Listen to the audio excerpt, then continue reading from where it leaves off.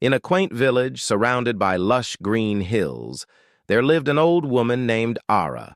Despite her advanced age, wrinkled hands, and the slow pace of her steps, her presence radiated an undeniable warmth. Ara was famous not for her wealth or possessions, but for her unwavering happiness. No matter what life threw at her, storms, droughts, or personal loss, her smile remained constant.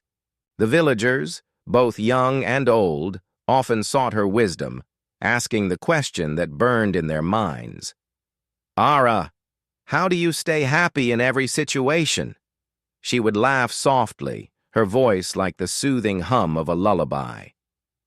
"Happiness is not about what happens to you," she would say, "but how you choose to see it." One day, a curious young man named Ravi decided to learn the secret behind Ara's timeless smile. He approached her at her little cottage, nestled at the edge of the village, and asked, "Ara, please teach me your secret to happiness. I can't sleep at night with all my worries. My life feels like one long struggle." Ara smiled kindly and invited him inside. Her home was simple, with worn furniture and walls adorned with old photographs and handmade decorations.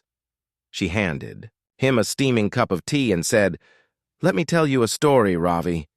It might give you some answers. Many years ago," she began, "I was not the cheerful woman you see today. I was young, newly married, and full of dreams. My husband, Rohan, and I had plans for a bright future. But life has its own plans.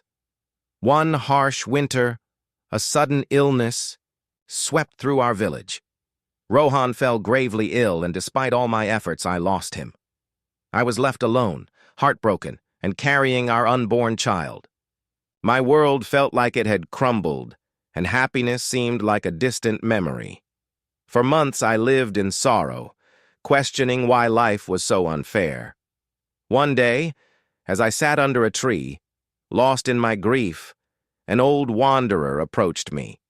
He had a calm presence and eyes that seemed to hold the wisdom of the universe. He sat beside me without a word and offered me a small pouch. Inside were 3 stones, one white, one gray, and one black. "What are these for?" I asked.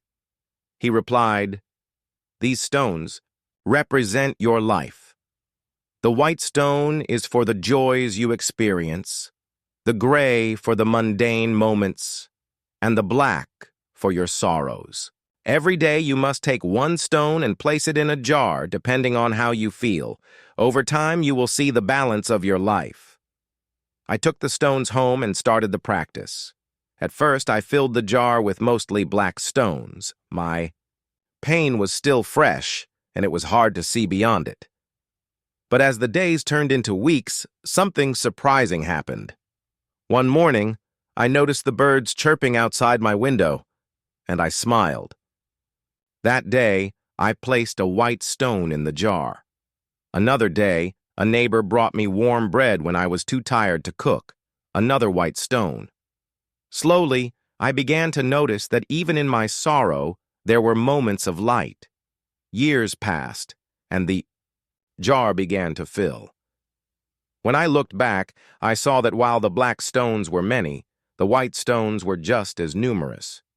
Even the gray stones, the quiet, uneventful days, had their own beauty.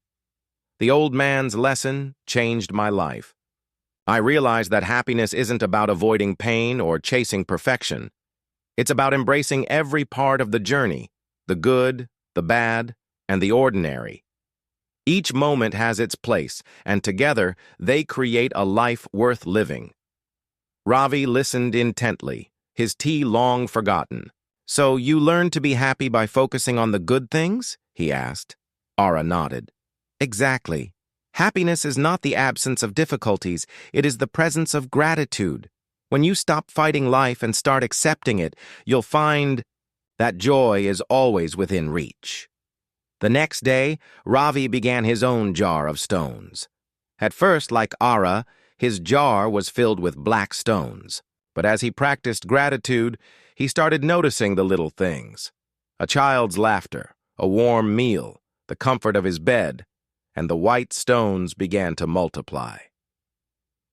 Years later, Ravi passed on the lesson to his children, and Ara's wisdom continued to spread, teaching generations the secret to finding happiness in every situation.